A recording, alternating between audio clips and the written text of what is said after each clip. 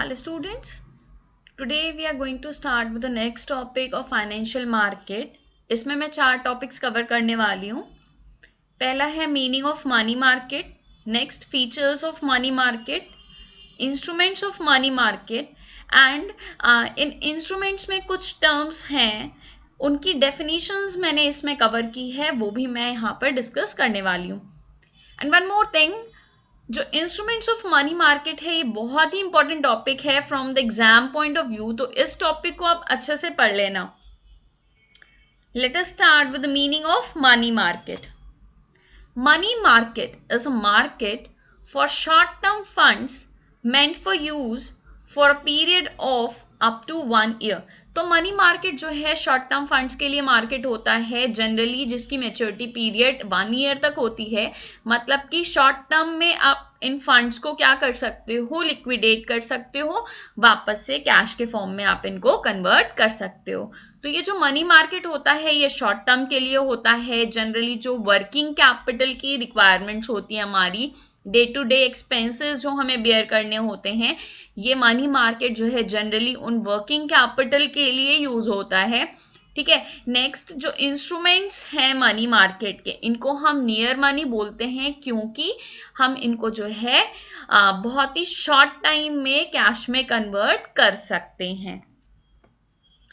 Money market is not a fixed geographical area, but it constitutes of all organizations and institutions which deals with short term debts. तो money market जो है कोई भी एक fix geographical area नहीं होता, इसमें वो सारे ऑर्गेनाइजेशंस, वो सारे इंस्टीट्यूशंस आते हैं जो शॉर्ट टर्म डेट्स में डील करते हैं. तो ये कॉमन इंस्टीट्यूशंस या ऑर्गेनाइजेशंस ये कौन कौन से हैं? RBI, SBI, other commercial banks, LIC, GIC, UTI etcetera. तो ये सारे इंस्टीट्यूट्स, ये सारे आपके ऑर्गेनाइजेशंस, इंस्टीट्यूशंस क्या करते हैं? मनी मार्केट में डील करते हैं. Moving on to features of money market. पहला फीचर है इसमें मार्केट फॉर शॉर्ट टर्म. ठीक है. मनी मार्केट जो है शॉर्ट टर्म के लिए होता है क्योंकि जनरली इसमें जितने भी इंस्ट्रूमेंट्स होते हैं वो 1 ईयर के लिए ही इशू किए जाते हैं. एंड 1 ईयर में जो है मैक्सिमम जो मैच्योरिटी पीरियड होती है इनकी वो होती है 1 ईयर. 1 ईयर में जो है हम इनको कैश में कभी भी कन्वर्ट कर सकते हैं. सेकेंड पॉइंट है नो फिक्स जोग्राफिकल लोकेशन. तो इसका जो है कोई भी फिक्स जोग्राफिकल लोकेशन नहीं होता है. जो भी ऑर्गेनाइजेशंस हैं, जो भी इंस्टीट्यूट्स हैं, वो इसमें जो है डील कर सकते हैं, ओवर टेलीफोन भी डील कर सकते हैं. नेक्स्ट, मेजर इंस्टीट्यूशंस जो मनी मार्केट में इन्वॉल्व हैं वो है RBI, commercial banks, LIC, GIC. ये सारे इंस्टीट्यूशंस हैं जो मनी मार्केट में डील करते हैं. ट्रांजैक्शंस जो भी हैं मनी मार्केट के वो बहुत ही स्पीडली हम कैरी ऑन कर सकते हैं. मतलब कि हम स्पीड में अगर हम पैसे लगाना चाहें तो हम पैसे लगा दिया, और जब भी चाहें उसको कैश में कन्वर्ट करना तो हम इसको कैश में कन्वर्ट कर सकते हैं. जो कॉमन इंस्ट्रूमेंट्स हैं मनी मार्केट के वो हैं call money, treasury bill, commercial paper, certificate of deposit, commercial bill. ये सारे क्या हैं? कॉमन इंस्ट्रूमेंट्स हैं. इनके बारे में हम डिस्कस करेंगे डिटेल में. नेक्स्ट पॉइंट है there is no need of brokers for the transactions done in the money market. जो भी मनी मार्केट में हम ट्रांजैक्शंस करते हैं उसके लिए ब्रोकर्स की जरूरत नहीं होती है, तो ये लेस कॉस्टली होता है. And next point is there is a formal arrangement of creating liquidity. तो यहाँ पर जो है सारी चीजें फॉर्मली ऑर्गेनाइज्ड है मनी मार्केट में, ताकि जो है आपके पैसे, आपने जो अपने पैसे किसी इंस्ट्रूमेंट्स में लगाए हैं उनको जो है हम लिक्विड का फॉर्म दे सकें, उनको जो है हम फटाक से कैश में कन्वर्ट कर सकें. यहाँ पे जो है कुछ इंपॉर्टेंट पॉइंट्स मैंने मेंशन किए हैं. जैसे ये एक पॉइंट है यहाँ पर, discount finance house of India, DFHI. इसको जो है स्टैब्लिश किया गया है ये इंश्योर करने के लिए कि मनी मार्केट जो है आपको एक रेडी मार्केट प्रोवाइड करे जहाँ पे आप इंस्ट्रूमेंट्स को खरीद सकते हो और जब चाहो उसको बेच सकते हो. मनी मार्केट को जो है हम ओवर द फोन मार्केट भी बोलते हैं क्योंकि हम यहाँ पर ट्रांजैक्शंस जो है ओवर द टेलीफोन भी कर सकते हैं. मनी मार्केट क्या है? कॉम्बिनेशन है सब मार्केट्स का। तो यहाँ पर सब मार्केट्स आपके call money market, treasury bill market, commercial paper market, ये सारे मार्केट्स हो सकते हैं। तो मनी मार्केट की ये सारे क्या हैं? सब मार्केट्स हैं, उसका पार्ट है। अब हम डिस्कस करने जा रहे हैं इंस्ट्रूमेंट्स ऑफ मनी मार्केट। तो हमें जो है ये 5 इंस्ट्रूमेंट्स पढ़ने हैं: call money, treasury bills, commercial bills, commercial papers and certificate of deposit. So let us start with the call money. Call money को हम interbank call money भी बोलते हैं। ये जनरली एक दिन के लिए होता है एंड इसमें संडे और बाकी जो हॉलीडेज होते हैं उसको हम इंक्लूड नहीं करते। Insurance company, mutual fund companies, ये सब भी क्या करती हैं? कॉल मनी से डील करती हैं, कॉल मनी के थ्रू डील करती हैं। जैसे हमने पढ़ा है कि जो बैंक्स हैं वो ज़्यादातर डील करती हैं। बैंक के साथ साथ जो है insurance company, mutual fund companies, ये भी जो है कॉल मनी में डील करती हैं। कॉल मनी को हम मार्केट ओवर द टेलीफोन भी बोलते हैं, क्योंकि हम फोन करके पैसे ये जो है शॉर्ट टर्म के लिए अरेंज कर सकते हैं। ये जो कॉल मनी होती है generally cash reserve ratio maintain करने के लिए भी यूज होती है। आरबीआई ने इंस्ट्रक्शंस दे रखे हैं सारे कमर्शियल बैंक्स को कि आपको जो है एक minimum amount of cash maintain करके रखना होगा। तो वही हमारा कैश रिजर्व रेशियो होता है। अगर जो है वो कैश की शॉर्टेज पड़ जाती है तो फॉर टाइम बिंग बैंक्स क्या करती हैं? दूसरी बैंक से जो है कुछ शॉर्ट टर्म के लिए पैसे मंगा लेती हैं, अपनी दूसरी ब्रांच से मंगा सकती हैं, दूसरे बैंक से मंगा सकती हैं। तो यहाँ पर जो है call money cash reserve ratio maintain करने के लिए यूज होती है। एंड जो इंटरेस्ट पे किया जाता है कॉल मनी पर, उस इंटरेस्ट को बोला जाता है call rate. Apart from that मैंने जो है यहाँ पर 3 पॉइंट्स मेंशन किए हैं कि यही चीज अगर देखो 1 डे के लिए अगर पैसे अरेंज हो रहे हैं, ठीक है, 1 डे के लिए अगर आप किसी से पैसे ले रहे हो, मतलब एक बैंक दूसरे बैंक से पैसे ले रही है, तो उसको कॉल मनी बोलते हैं।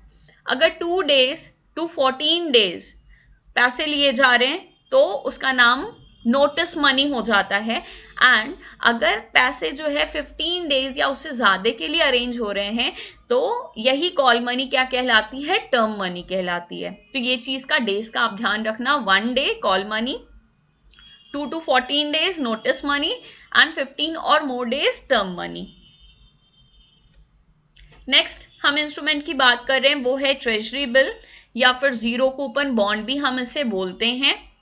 ये इशू कौन करता है? आरबीआई इशू करती है। किसके बिहाफ पे? गवर्नमेंट के बिहाफ पे एंड डिस्काउंटेड प्राइस पे इशू करती है। ये बिल्स जो होते हैं ट्रेजरी बिल्स, ये निगोशिएबल इंस्ट्रूमेंट्स होते हैं, फ्रीली ट्रांसफरेबल होते हैं। मतलब कि आपने लिया, आप किसी और के नाम पे ट्रांसफर कर सकते हो, वो बंदा किसी और के नाम पे ट्रांसफर कर सकता है। फाइनली जिसके हाथ में रहेगा उसको पैसे मिलेंगे। तो ये जो है आप ध्यान रखो, ये बिल्स जो हैं ये निगोशिएबल इंस्ट्रूमेंट्स होते हैं, सेफेस्ट इंस्ट्रूमेंट होते हैं। क्यों? क्योंकि आरबीआई इशू कर रही है तो कोई धांधली नहीं होगी यहाँ पर। अलग अलग मैच्योरिटी पीरियड के लिए इसे इशू किया जा सकता है। 14 डेज, 91 डेज, 182 डेज, 364 डेज। तो आप यहाँ पे देख रहे हो मैक्सिमम 364 डेज है। It's around 1 year, right. तो ये भी जो है आपका शॉर्ट टर्म में ही आता है। इसीलिए जब भी हम ट्रेजरी बिल्स को इशू करते हैं तो इसकी मिनिमम अमाउंट 25,000 होती है एंड हमेशा जो है हम 25,000 के मल्टीपल्स में इसे इशू करते हैं। ये जब भी इशू होता है फेस वैल्यू से कम प्राइस पे इशू होता है और पेमेंट जब भी इसकी होती है फेस वैल्यू पे होती है। फॉर एग्जांपल सपोज 1 लाख का जो है ट्रेजरी बिल है तो वो कुछ कम पैसे पे हो सकता है, 96,000 पर आपको मिल जाए 1 लाख का बिल, ठीक है। एंड जब मैच्योरिटी पीरियड आएगा तो आपको जो है 1 लाख रुपीज मिलेंगे। तो ये जो डिफरेंस है ना 96,000 और 1 लाख के बीच में, जो ये 4,000 का डिफरेंस है, ये जो है डिस्काउंट माना जाता है एंड यही इंटरेस्ट होता है, ठीक है। तो हमेशा जो है इस डिस्काउंटेड प्राइस पर, जैसे कि मैंने 96,000 बोला तो ये डिस्काउंटेड प्राइस है, तो ये डिस्काउंटेड प्राइस पर इशू होता है एंड इसकी पेमेंट हमेशा फेस वैल्यू पर होती है, दैट इज 1 लाख मेरे एग्जांपल में। Next one is commercial bills, जिसको हम ट्रेड बिल्स भी बोलते हैं या फिर एकोमोडेशन बिल्स भी बोलते हैं। तो इसकी मैच्योरिटी पीरियड जनरली 90 डेज की होती है। ये भी निगोशिएबल इंस्ट्रूमेंट्स होते हैं और फ्रीली ट्रांसफरेबल होते हैं। ये जनरली सूटेबल होते हैं credit buying and credit selling के लिए। तो यहाँ पर जो है आप एक चीज समझ लो, जो आप बिल्स ऑफ एक्सचेंज पढ़ते आए हो, क्लास 11th में आपने बिल्स ऑफ एक्सचेंज पढ़ा है, तो ये जनरली कमर्शियल बिल्स आपके वही बिल ऑफ एक्सचेंज का पार्ट होते हैं, उसी तरीके के होते हैं, ठीक है। एक बिल होता है जिसमें ये मेंशन्ड होता है कि इतने महीने बाद जो है सामने वाला आपको पेमेंट कर देगा। तो ये generally credit buying and credit selling के लिए प्रिफर किया जाता है। Next is commercial paper. तो ये कमर्शियल पेपर जो है अनसिक्योर्ड प्रोमिसरी नोट होते हैं एंड ये फर्स्ट टाइम इंडिया में इंट्रोड्यूस हुए थे 1990 में। इसका जो मैच्योरिटी पीरियड है ये 15 days to 1 year होता है, ठीक है। एंड ये जो है सारे लोग कमर्शियल पेपर इशू नहीं कर सकते, सिर्फ वो कंपनीज कमर्शियल पेपर इशू कर सकती हैं जिनकी गुडविल मार्केट में रेप्यूटेशन जो है अच्छी हो, मतलब कि क्रेडिट वर्दिनेस हो एंड गुड रेप्यूटेशन हो, सिर्फ वो ही कंपनी जो है कमर्शियल पेपर्स को इशू कर सकती हैं। इनकी जो मिनिमम फेस वैल्यू होती है वो होती है 5 लाख रुपीज, मतलब कि एक कमर्शियल पेपर 5 लाख का होता है minimum. Commercial banks, insurance companies, unit trust firms, ये जो है इनकी मेन इन्वेस्टर्स होती हैं, मतलब कि ये ही लोग जो हैं, ये ही इंस्टीट्यूशंस क्या करती हैं, इन कमर्शियल पेपर्स को खरीदती हैं। ये कमर्शियल पेपर्स आखिर यूज किस लिए होते हैं? For working capital requirement, for seasonal needs and for bridge financing, ठीक है। तो यहाँ पर ब्रिज फाइनेंसिंग टर्म में आपको एक्सप्लेन करूंगी अच्छे से, in the terms further I will discuss, okay. तो आप ये ध्यान रखो, वर्किंग कैपिटल रिक्वायरमेंट के लिए, सीजनल नीड्स के लिए और ब्रिज फाइनेंसिंग के लिए हम कमर्शियल पेपर्स का यूज करते हैं। नेक्स्ट है सर्टिफिकेट ऑफ डिपॉजिट। ये जो है आपका लास्ट इंस्ट्रूमेंट है, ये भी निगोशिएबल इंस्ट्रूमेंट होता है, फ्रीली ट्रांसफरेबल होता है। इसको इशू कौन करता है? Scheduled commercial banks, Indian financial institutions like IDBI, IFCI, ICICI, SIDBI, Exim bank. तो जो फाइनेंशियल इंस्टीट्यूशंस होते हैं, कमर्शियल बैंक्स होते हैं, सिर्फ ये ही जो है सर्टिफिकेट ऑफ डिपॉजिट्स को इशू कर सकते हैं। किनको इशू किया जाता है? किसी भी इंडिविजुअल को इशू किया जा सकता है, किसी भी एसोसिएशन को, कंपनी को, कॉर्पोरेशन को इशू किया जा सकता है। इसकी मैच्योरिटी पीरियड होती है 91 days to 1 year। इसकी भी जो face value, minimum face value होती है वो 5 लाख होती है, जैसे आपकी कमर्शियल पेपर की होती है, वैसे ही जो है सर्टिफिकेट ऑफ डिपॉजिट की भी मिनिमम वैल्यू 5 लाख रुपीज होती है। और an investor has to get certificate of deposit of the minimum amount of 25 lakh. कोई भी इन्वेस्टर है तो यहाँ पर जो है कम से कम उसे 25 लाख इसमें इन्वेस्ट करना पड़ेगा सर्टिफिकेट ऑफ डिपॉजिट में। अब कुछ डेफिनेशंस मैं डिस्कस करने जा रही हूँ आपके साथ। पहला है जीरो कूपन बॉन्ड। तो जीरो कूपन बॉन्ड जो एक फाइनेंशियल इंस्ट्रूमेंट होता है जिसमें कोई भी अलग से इंटरेस्ट पे नहीं किया जाता, बट उस इंस्ट्रूमेंट को डिस्काउंट पे आप इशू कर सकते हो, ठीक है। तो यहाँ पर देखो, it is issued at a price less than the face value while the payment is made equal to its face value, जो हमने ट्रेजरी बिल में पढ़ा था, ठीक है। ट्रेजरी बिल को ही हम जीरो कूपन बॉन्ड भी बोलते हैं। तो यहाँ पर जीरो कूपन बॉन्ड का मतलब समझ लो कि ऐसे इंस्ट्रूमेंट्स जो कि फेस वैल्यू से कम प्राइस पर इशू किए जा रहे हैं, डिस्काउंट पे इशू किए जा रहे हैं, रिडीम जो होंगे वो फेस वैल्यू पर होंगे। Next is flotation cost. तो फ्लोटेशन कॉस्ट जो है कुछ एक्सपेंडिचर्स होते हैं, ठीक है, किन पर? जब भी हम कोई सिक्योरिटीज इशू करते हैं लाइक शेयर्स, डिबेंचर्स, तो जब भी हम कोई भी सिक्योरिटी इशू करते हैं उन पे जो भी इशू करने के खर्चे आते हैं, राइट, तो वो क्या होते हैं? आपके फ्लोटेशन कॉस्ट होते हैं। ये कौन कौन से खर्चे हो सकते हैं? Brokerage, underwriting commission, advertising, printing of application form etcetera. तो ये सारे जो छोटे छोटे खर्चे होते हैं सिक्योरिटीज इशू करने के टाइम पे, ये सारे फ्लोटेशन कॉस्ट होते हैं। नेक्स्ट है ब्रिज फाइनेंसिंग।